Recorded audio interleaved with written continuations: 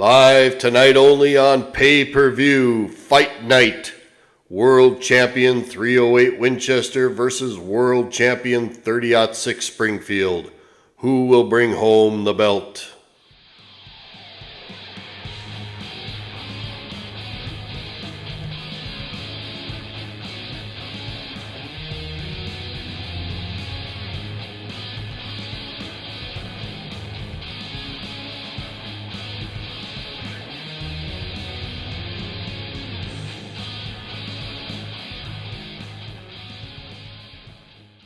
Hey YouTube, Ed here with Jack of All Trades, and welcome to another video. So as you probably gathered by the intro, today we are going to be comparing the 308 Winchester to the 30-06 Springfield.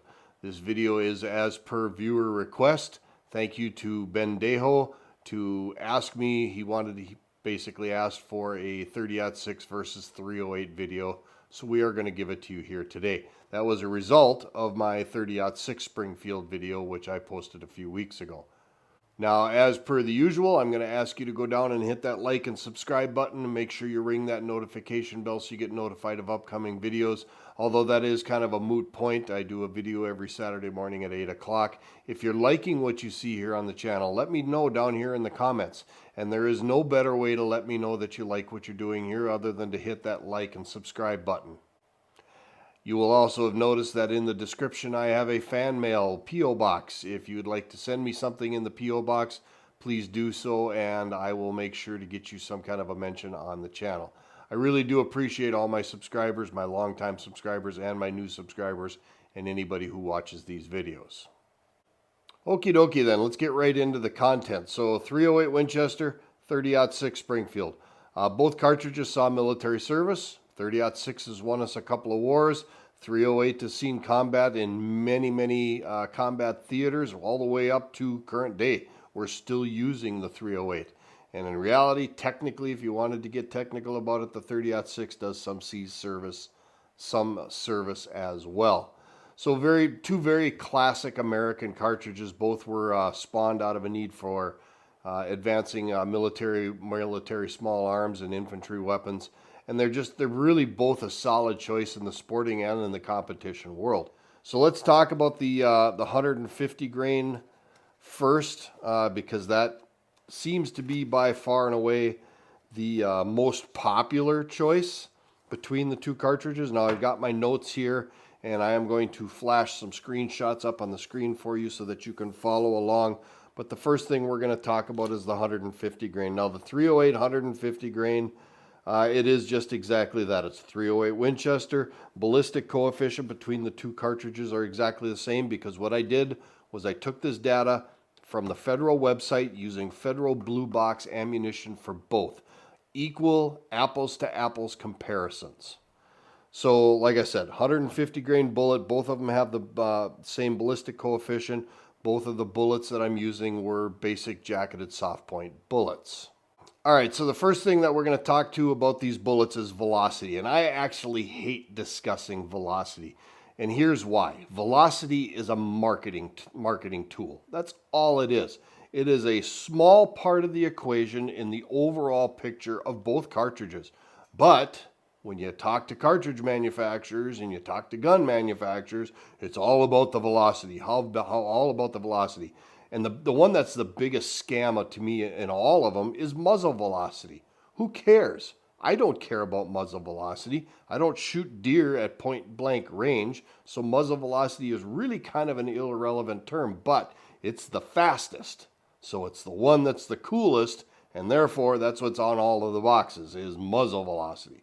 So let's just look right at muzzle velocity. Muzzle velocity for the 308 is with a 150 grain bullet is 2820 feet per second, and the 30-06 is 2910 feet per second.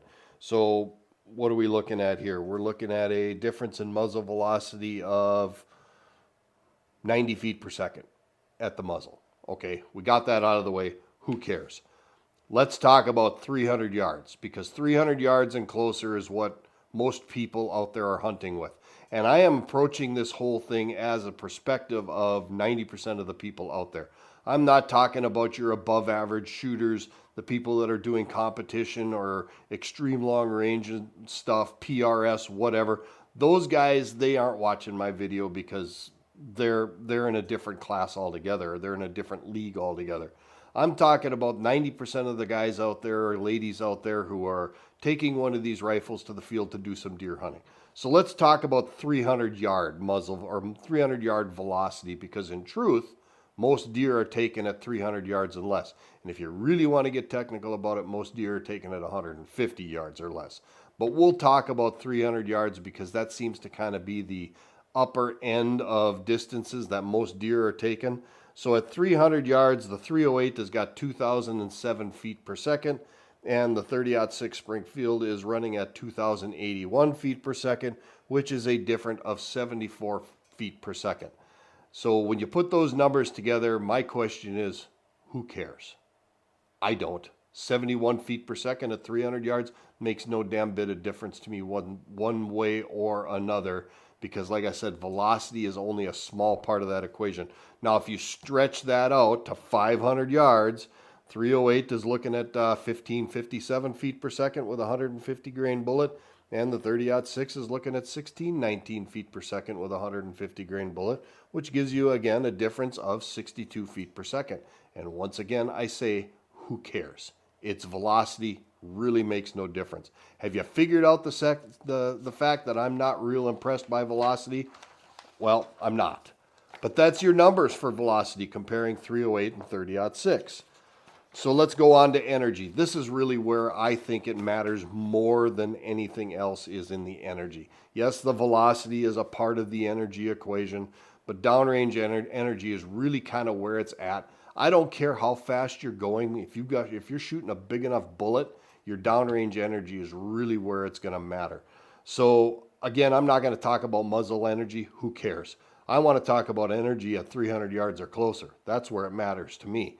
So on a 308, you've got 1,341 feet or 1,341 pounds of energy.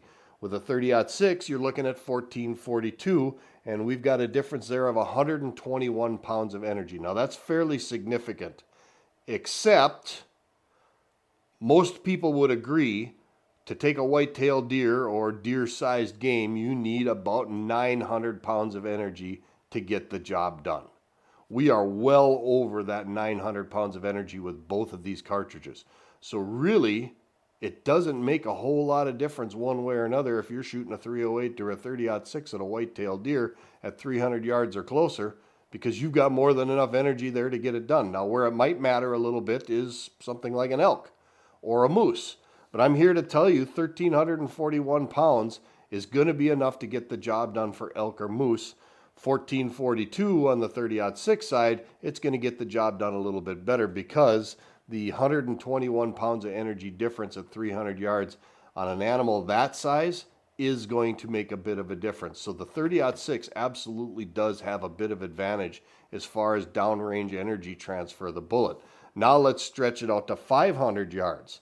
500 yards, the downrange energy on a 308 is 807 pounds. That's a little bit on the light side for white-tailed deer. I'm not going to sit here and say you can't get it done with that amount of energy, because you can, but as a general rule, it's a hair on the light side. I would like to be right around that 900 pounds of energy at 500 yards to get the job done, and the 308 falls just a hair short. But guess what? So does the 30-06. 30-06 is 873 pounds of energy. Grant you, we are talking about 62 pounds of energy difference there, but the 30-06 is still a hair on the light side when you get out to 500 yards. And let's be real here, folks. How many people can put together a 500-yard shot and effectively hit that deer in the right spot to put him on the ground at 500 yards? There's not many. So let's move on to wind drift. 300 yards and less. You've got if you got a 10-mile-an-hour crosswind at 300 yards or less, if you got a 10-mile-an-hour crosswind with this 150 grain bullet out of a 308, you're looking at 10 inches of wind drift, 10.4 inches of wind drift at 300 yards. 30-06, 10 inches, half an inch. There is a half an inch of difference of wind drift between the two cartridges. So once again, I say to you, I don't care if you're carrying a 308 or a 30-06 in the wood. in the woods at 300 yards, your wind drift is really negligible, and it really just simply doesn't matter which gun you're carrying in the woods.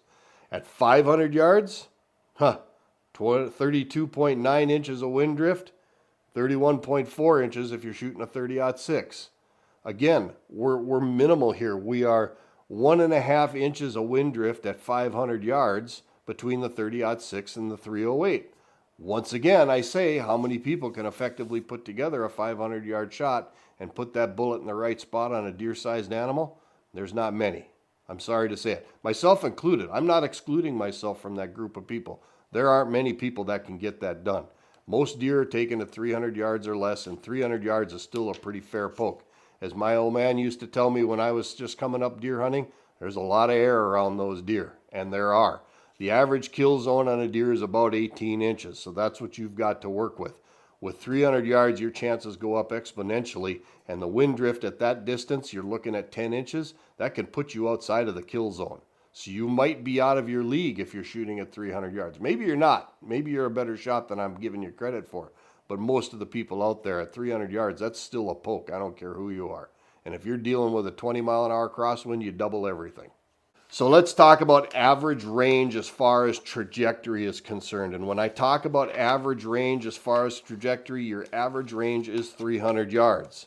And as per the federal guidelines for both of these bullets, 308 with a 150 grain bullet at 300 yards, you're going to have a 14.7 inch drop.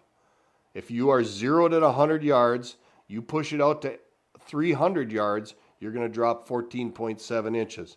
A 30-06, if you're zeroed at 100 yards, you're going to drop 13.6 inches. We got about an inch, 1.1 inches of difference there between the 30-06 and the 308.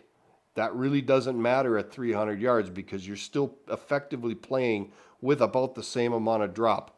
200 yards with the 308, you're looking at 3.9 inches of drop. 30-06, 200 yards, you're looking at 3.6 inches of drop. Again, I say, that really doesn't make a whole lot of damn difference. Now, if you're like me and you zero your rifle at 1.5 inches high at 300 or at 100 yards, you've got a little bit of difference there for your point blank range. But if you're doing a direct 100-yard zero, these are the numbers you're looking at. So if you're shooting a deer at 300 yards, you've got more than enough energy to get it done. You've got the velocity and the weight to carry it out to that distance, but you are going to need to account for 13 to 14 inches of drop. And between the two cartridges, we're really not talking about that much of a difference here to have an argument over which is better, 308 or 30-06. They are both about on the same playing field. There's an old adage out there, whatever the 308 can do, the 30-06 can do it just a little bit better. And you're right, just a little bit. But that just a little bit really doesn't make a difference one way or another. And just because people want to know about it, let's talk about the long range stuff, out to 500 yards. 308 Winchester shooting a 150 grain bullet at a 500 yard distance, you are going to drop 55.2 inches. And on a 30-06, you are going to drop 51.3 inches. And this is really where the differences between the 308 and the 30-06 start to come into the fold, because now you are talking about almost 4 inches of drop. 3.7 inches of drop. That is fairly substantial when you start getting out to those distances. All right, so now let's talk about the same two cartridges using 180 grain bullets. And this is actually where you're going to start to see some fairly significant differences. So we're talking about the same, again, federal blue box ammunition, 308 Winchester, 30-06 Springfield, firing 180 grain bullets out of similar rifles, 20-inch barrel, all that stuff being the same. Let's talk about 180 grain bullets. Again, I really don't care about muzzle velocity, so I'm not even going to bother. Let's run right out to 500 yards and let's talk about the differences there. 308 Winchester at 500 yards with a 180 grain bullet, you're talking about 1565 feet per second. You get into a 30-06, there's a pretty significant difference here. 1667 feet per second, which is a difference of about 102 feet per second. Now that's fairly significant. Let's bring it out to 300 yards. We're looking at 308 Winchester at 1929 feet per second, whereas with 30-06 you're talking about 2045 feet per second, which is actually a muzzle velocity difference of 116 feet per second. Again, that's fairly significant, but I'll go right back to the same thing I talked about earlier. Velocity is marketing numbers. It's out there. They're out there to make you feel better about your purchase. That's all it is. I don't really care about velocity. What I do care about is energy, and I do care about drop on my trajectory. So let's talk about energy first. We're going to bring it out to 300 yards because at 300 yards and less is where most of the deer are taken, or most game are taken. 308, you're looking at 1486 pounds of energy, whereas with the 30-06, you're looking at 1671, which gives us a difference of 185 pounds of energy. On a white-tailed deer, that really doesn't matter because we are still well over the 900-pound threshold for white-tailed deer.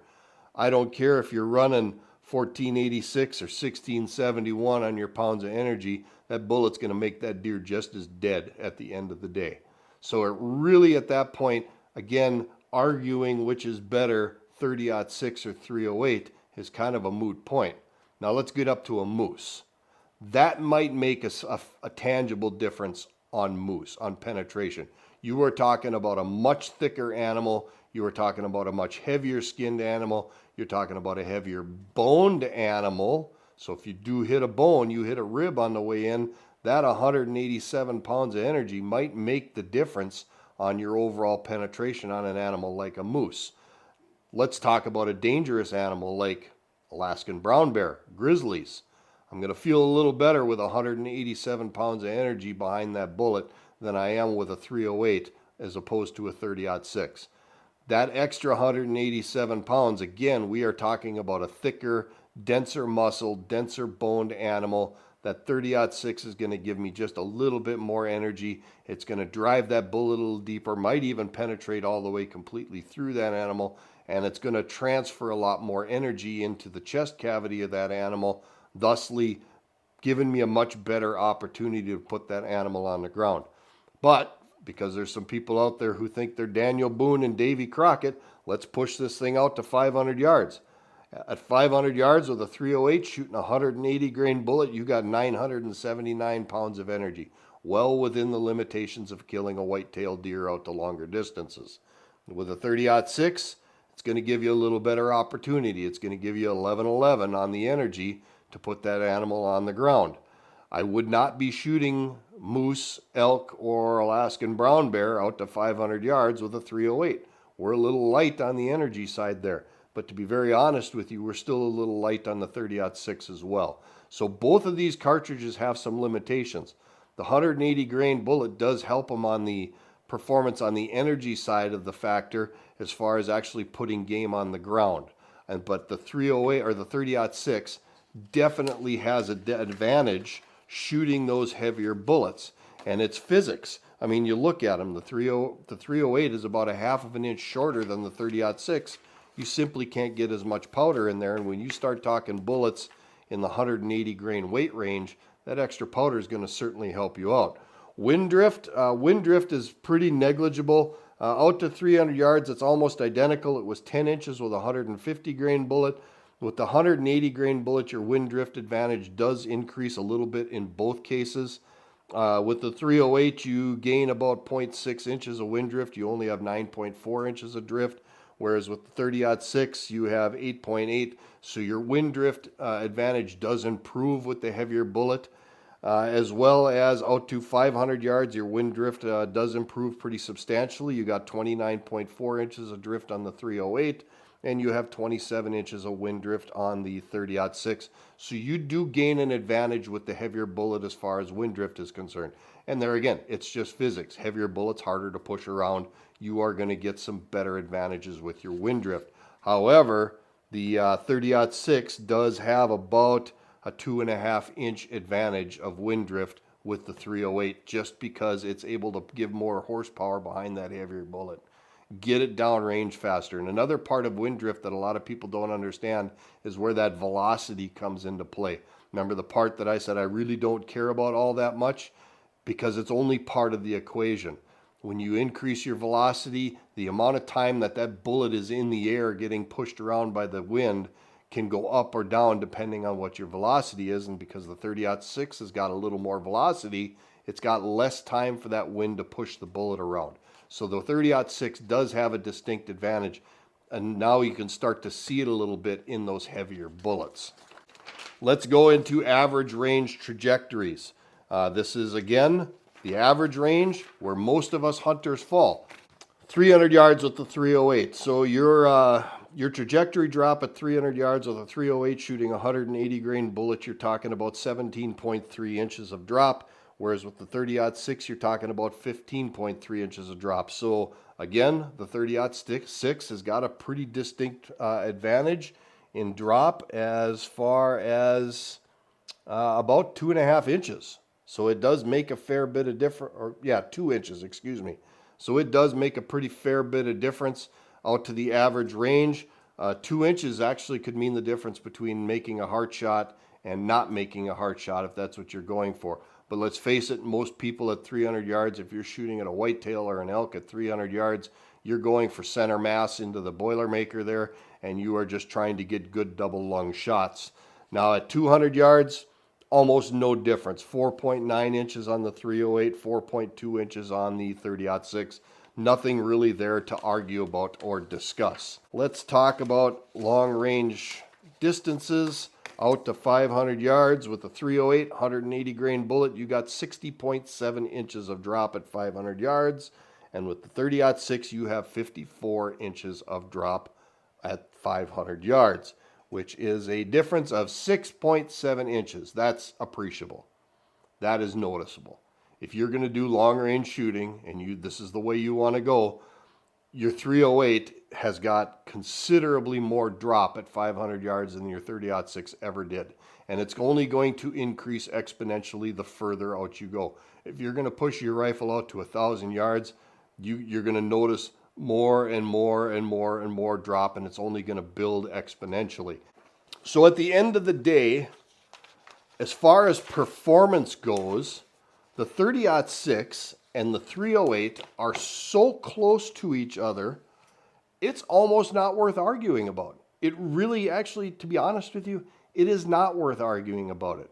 Now, at elk camp, or moose camp, or bear camp, there's a discussion to be had between 308 and 30-06, to be sure, because the 30-06 is going to outperform the 308 any day of the week and twice on Sunday, simply because of the fact it can hold more powder. But where does the 308 actually start to shine? There's one or two major items that we can talk about where the 308 will outshine the 30-06. One is recoil. The 30-06 has got a pretty fair bit of recoil, and I'm here to tell you, you start stuffing a 180 grain pill inside that case, you're going to feel it. With a 30-06, you are talking about, on average, with most average hunting loads, of a recoil energy of 21.34 pounds. Okay, well, what does that mean? Well, that means that your 308 Winchester has only got 18.27 pounds. That's 3 pounds of difference of recoil.